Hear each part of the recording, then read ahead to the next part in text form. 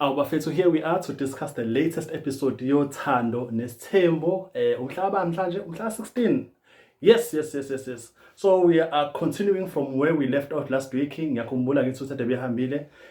for camping bela lematendeni. I think the last episode iphela behleli phansi bendla isidlo sakusihlwa as a family. So iqhubeka lapho ke. Ithena ke indaba yesapha yasebusuku iphela. Umthombeni wacela ukuthi hayi ucela ukuba excused ukuthi ayothi kancane hayi bandla ke la umango wabe wavela zezilihlayo wathi hayi ngoba kuhamba ke baba usashare nekhadi lasebhenki yabo khona sizogcolisa nemoto masithole ukuthi sijabulise kanjani yabo umthombeni ehlala ngaye kahle ngoba phela kuyihlaya bandla umango wabadelenza hayi ngoba uyade eqondile noma serious yabo lo nto leyo yabo umthombeni uziyasho ukuthi yazi angimi sangikho ngina energy nje ukuthi ngikhuluma ngiphendula ngiphawula kanjani wayeshaya kanjani indaba anyways ke umfana wakhe wacela ulwandle uthi amphelezele wasemphelezelwa kulwandle ekuhambeni kwakhe nje umseleko ekuhambeni kwakhe guys uthe ehamba umseleko eyoshwebe ngekhona kuphela imizuzu engakanani usine naye wabe esukuma wayehambelwa erumini yakhe mawuthi nekhumbula inkulumo yakhe usine phela ngithi wayekhuluma indaba yokuthi akwazwani nalabo abanye omama in fact akabafuni ekhuluma kwi podcast yakhe yokugcina. So usho sayibambe lapho uthe ehamba usine undodakazi wakhe uba uThando igama lantombazana ngithi now ngoba babona bebathathu nanga uThando la uThando wavele wathi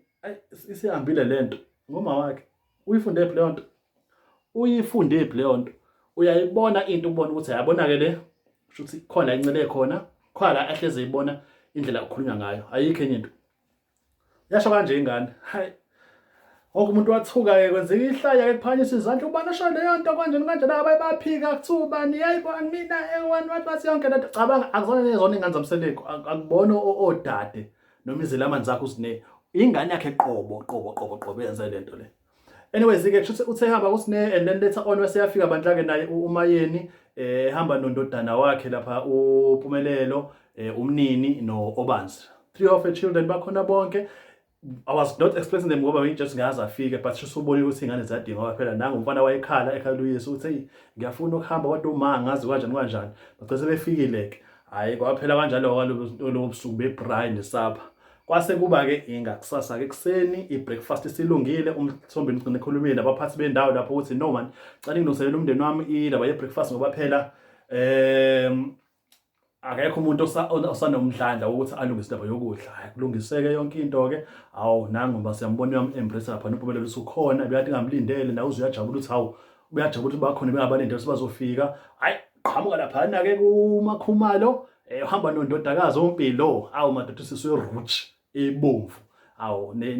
madoda sesayayifila uMpilo ngimthanda kabi hayi basondele yonke into awu madoda uMakhumalo embrace umnini ukuthi hawu ukhona awajabula ukuthi akanti uMayeni ukhona nezingane nawo konke lokho kuthena kufuthi kusenjalo ke uMayeni obeseqhamuka ke naye ke eqhamuka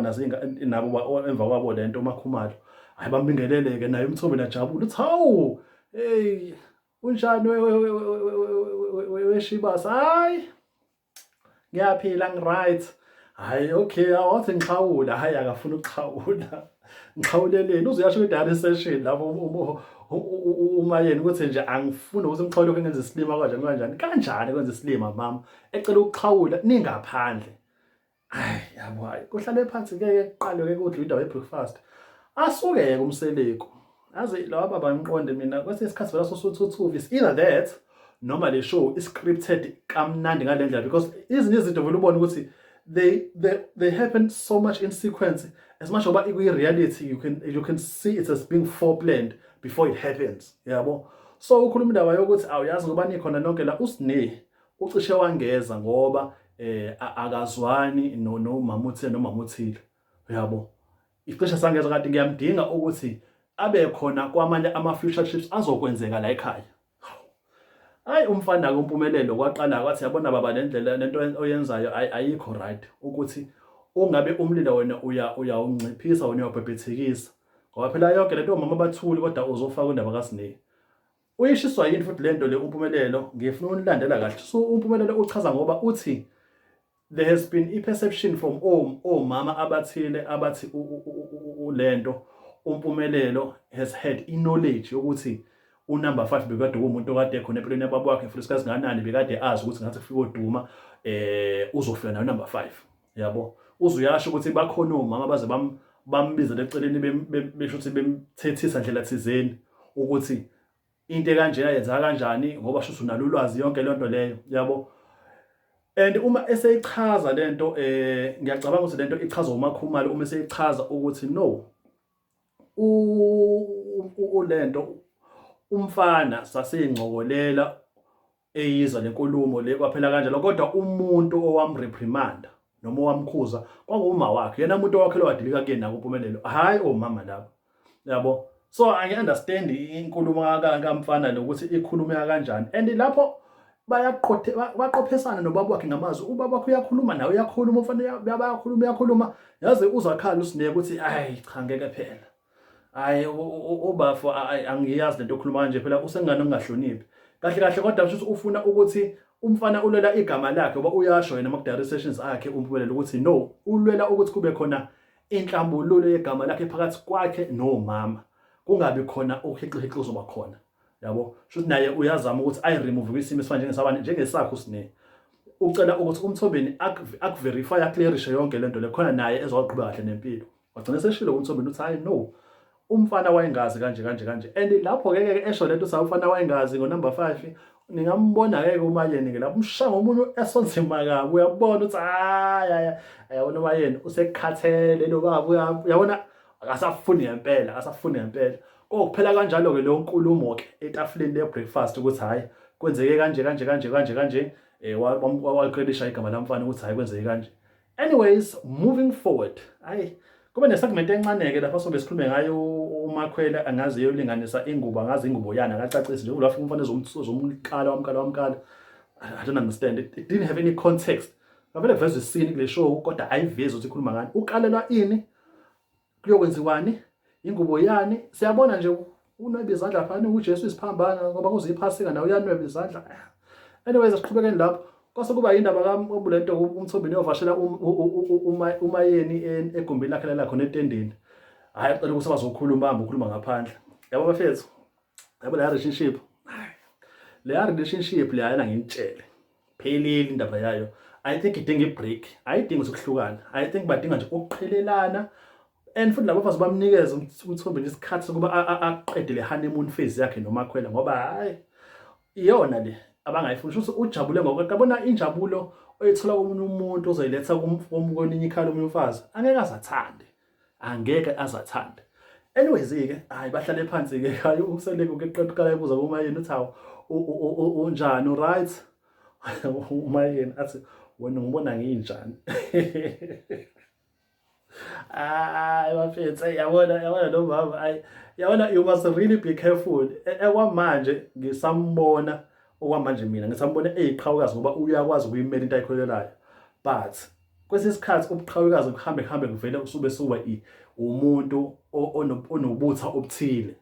ngoba kuzohamba ubone ukuthi hayibona manje ke bese just le relationship yabo ise-ICU eAlbert Luthuli kanti cha kahle nje ngathi umama uyalwisana manje nobaba ngoba phela uma sekuusuyalwisana umenza abe uncomfortable at some point nathi sigcina sesingasozwelani nawo sesibona ukuthi number 5 kanti ukhona kufanele ngoba bunjani yabo okwamanje sa understand but uma uthi lento iqhubeka kanje isizini elandelayo masibona ukuthi hawo uma yena usalapha namanje hayi ngeke phela hayi sho singavele sho sangathandi phela ukuthi uhlala uhlukumeza umuntu kanje kodwa ke ngoba ehleli la etafuleni bazokhuluma indaba yelento indaba yamnini ukuthi wayekhala ungaba kade semsebenzini noma uMayeni washo zakhe semsebenzini so bakhuluma leyo nto yokuthi ade semsebenzini umfana bekade azi ube nehaba yonke lento yakhe ukutetema ngazi yini ngabo ngoba bekade khulumile naye yabo wahamba wenza nekhanda ngomtshengisa hairstyle yakhe lo Khonroza wenzile bandlu uMayeni. So kwathi kunjalo ke futhi wakhulunywa ke nangendaba yelento ke ama sleeping arrangements futhi kahle insizwa ngoba ila izombuza bandlu uMayeni uthi right yini phezulu kwalokho isizwe egoqela ngedolo ukuthi ke ayi mhlambe namhlanje ngingase ukuthi ngithi cambalala la kuwena ke namhlanje uthi hayibo ngobani uthi phela mina ngine roster mina timetable engihamba ngayo uthi hayi la ngeke kuze kwazi and justification yale mpendulo yakhe uma yena uthi ngoba ngeke aze akwazi ukunakela izingane abuye anakele umuntu omdala. Iyona impilo yakho leyo. Iyona impilo yakho awusiqambelana amanga, vele impilo yakho leyo. Iyona nje vele impilo yakho leyo. Ayikho enye. Iyona impilo yakho leyo. Yabo ayenziyo oyiphilayo. Inkulumo yabo ke ibe yisimo esikanjalo kwakho indaba zokulala, wathi ugcine sethe uzohambelana noMakhumalo ubafu. Hayi, sifine akahamba yolala naye ke uMakhumalo. Hayi washo kanjalo uMayela athi akanankinga. To give you a rough idea ukwenzakaleni kule episode namhlanje ngomhla 16 April 2025. So uMtondakazi okasine umize ngento, which was very disrespectful from Langane. Secondly, umfana lapha udele ubaba wakhe bekhuluma indlela ekhuluma ngayo ingakho inhlonipho, emreprimanda ukuthi akabakhuza abafazi bakhe, nanokuthi ubhebhethekisa isimo sokuthi uyasicima izindaba yezimo sasine nomama ngisho kwasayena uPhumelelo kwaba yilokho. Masuba indaba ke yakhe ke naye ke ulento ke umthele kube nomayeni beyikhuluma indaba yama sleeping arrangements nokuthi uzolala nomnini ngazalale naye yonke lento leyo. Ayi kube kanjalo. Thank you so much bafethu for coming through to my channel. Please do not forget to subscribe, press that like button bafethu, share, comment, like, let's talk about it. Sizobe sikhulume ngamanye ama video as time progresses. Thank you so much.